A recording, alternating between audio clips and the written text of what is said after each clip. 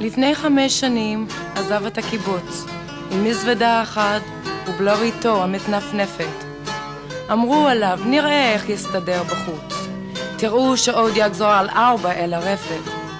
עבד בסטייקייה אחת נידחת, גר אצל הדודה וחי בהקפה.